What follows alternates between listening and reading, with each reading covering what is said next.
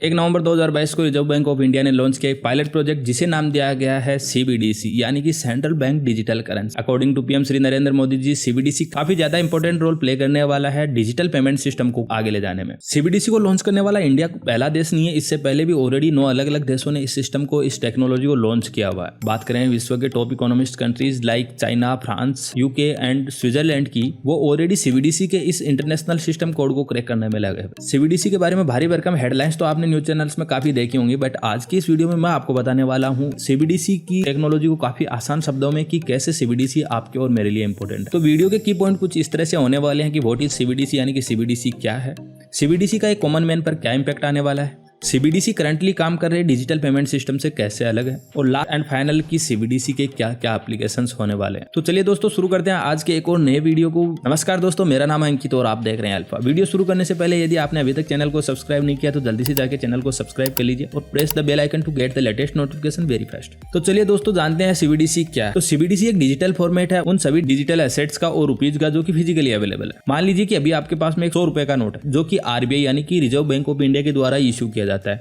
और all over India में valid है। ठीक इसी तरह से CBDC में भी आपको कुछ डिजिटल कॉइन्स इश्यू किए जाएंगे जो कि प्रिंटिंग फॉर्म में नहीं होंगे बल्कि एक डिजिटल फॉर्मेट में होने वाले हैं, लेकिन वो भी सेम वही रोल प्ले करने वाले हैं जो एक 100 रुपीज का नोट प्ले करता है, यानी कि medium of exchange of value. लेकिन यहाँ पर एक सवाल आता है कि ये तो सेम वही सिस्टम है जो कि हम UPI से पैसा ट्रांसफर करने में करते हैं, तो फिर इसकी जरूरत क्यों है? क्योंकि UPI भी तो एक डिजिटल पेमेंट मेथड ही है। बिल्कुल सही, लेकिन इसको यहाँ पर देखने के दो अलग अलग पर्सपेक्टिव है। पहला पर्सपेक्टिव है एंड यूजर यानी कि मैं और आप। इस नजरिए से देखेंगे तो ये दोनों टेक्नोलॉजी काफी ज्यादा सिमिलर है, लेकिन इसके पीछे का सीन यानी कि बैक एंड की स्टोरी आप अगर देखेंगे तो आपको पता चलेगा कि ये दोनों टेक्नोलॉजी काफी ज्यादा अलग है। चलिए इसको आसान शब्दों में समझते हैं। जैसे कि अभी आप अपनी UPI पेमेंट ऐप से किसी को पैसा ट्रांसफर करते हैं तो आपके पास मैसेज आता है कि आपके अकाउंट से इतने रुपए डेबिट हुए, सामने वाले के पास में मैसेज आता है कि आपके अकाउंट में इतने रुपए क्रेडिट हुए। सामने से देखने पर ये दोनों चीजें लगती हैं कि दोनों एक साथ साइमल्टेनियसली हो रही, बट अगर पीछे की साइड की बात करें बिहाइंड द सीन की, तो ये पैसा तुरंत ट्रांसफर नहीं होता है। किन्हीं भी दो बैंकों के बीच में इस ट्रांजैक्शन के डेल्टा अमाउंट का सेटलमेंट एक फिक्स टाइम पीरियड पर होता है।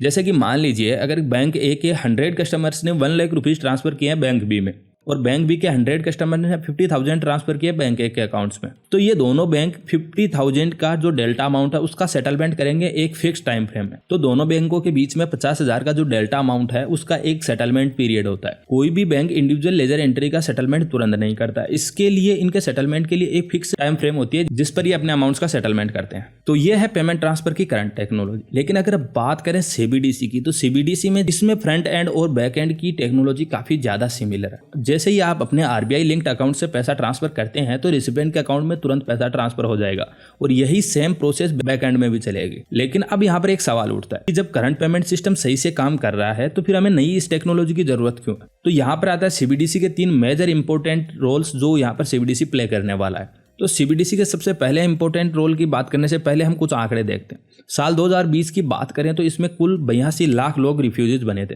जो कि किसी भी नेचुरल क्लेमिटीज लाइक भूकंप, बाढ़, अकाल आदि की वजह से एक प्लेस से दूसरे स्थान पर माइग्रेट होते हैं। ऐसे लोगों को काफ़ी ज़्यादा दिक्कतों का सामना करना पड़ता है और इनकी दिक्कतों की 2 सबसे बड़ी वजह होती है इनके पास में किसी भी आइडेंटिटी का नहीं होना, दूसरी इनका कोई भी पास्ट बैंकिंग हिस्ट्री ना होना। जब बैंकिंग हिस्ट्री नहीं होगी तो ये 0 क्रेडिट स्कोर के साथ में उस प्लेस पे जाते हैं। तो यहाँ पर आएगा CBDC का सबसे पहला बेनिफिट और वो है स्मार्ट कॉन्ट्रैक्ट। स्मार्ट कॉन्ट्रैक्ट के अंडर में ऐसे लोगों को एक स्मार्ट कार्ड इश्यू किया जाएगा जिसकी कुछ परचेजिंग पावर होगी और इसमें ऐसे सिस्टम बनाया जाएगा कि फर्स्ट ईयर में इनको कुछ % सब्सिडी मिलेगी, सेकंड ईयर में इनको कुछ % सब्सिडी मिलेगी और थर्ड ईयर से इनको सब्सिडी खत्म कर दी जाएगी। इसी स्मार्ट कार्ड के रीपेमेंट्स के बेसिस पर इनको एक पर्टिकुलर कुछ क्रेडिट स्कोर दिया जाएगा और इसी क्रेडिट स्कोर के बेसिस पर बैंक इनको लोन दे पाएंगे।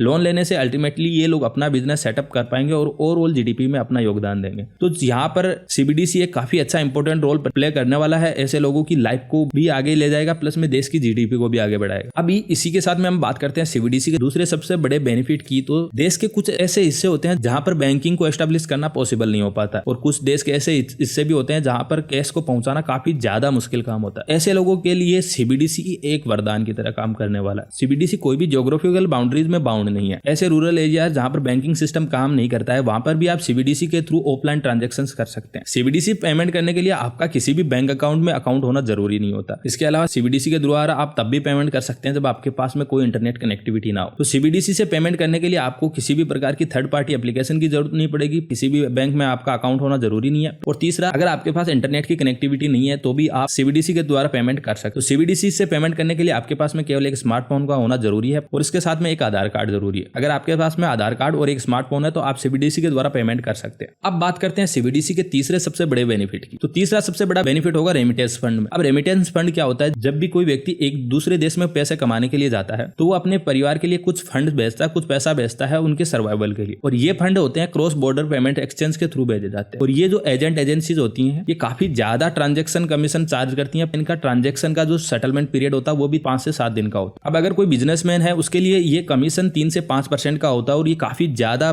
कमीशन होता है क्योंकि उसके प्रॉफिट मार्जिन में से 3 से 5% चला जाता है। इसके अलावा बात करें एक ऐसे व्यक्ति की जिसको इमीडिएट अपने घर पे पैसा भेजना हो तो उसको 5 से 7 दिन का एक टाइम लगना काफी ज्यादा टाइम पीरियड हो जाएगा। ऐसे लोगों के लिए सीबीडीसी एक बहुत अच्छा ऑप्शन होने वाला है यहाँ पर, क्योंकि सीबीडीसी में 1 से 2% के कमीशन पर पैसा ट्रांसफर हो जाएगा और इसके साथ ही साथ ये पैसा काफी ज्यादा फास्ट टाइम में ट्रांसफर होगा। तो भले ही आप एक बिजनेसमैन हो या एक कॉमन मैन हो, सीबीडीसी आप दोनों के लिए ही सेम वर्क करने वाला है। अब सभी देश सीबीडीसी के इस कोड को ब्रेक करने में लगे हुए, क्योंकि जो भी देश इस सिस्टम को सबसे पहले कोड को क्रैक करेगा वो इंटरनेशनल ट्रांजैक्शंस को कर पाएगा और इसके साथ ही 1 to 2% का कमीशन भी अर्न करेगा, जिससे वो फाइनेंशियली सुपर पावर बन पाएगा। और अगर बात करें इस रेस में सबसे आगे चलने वाले देश की तो वो कोई और नहीं बल्कि चाइना ही है। सो लेट्स होप गाइस कि इंडिया इस टेक्नोलॉजी को काफी जल्दी अडॉप्ट करे और इकोनॉमिकल सुपर पावर बने। तो कैसा लगा आज का ये वीडियो नीचे कमेंट सेक्शन में जरूर बताना। मिलते हैं नेक्स्ट वीडियो में। Till then keep learning and keep exploring the things.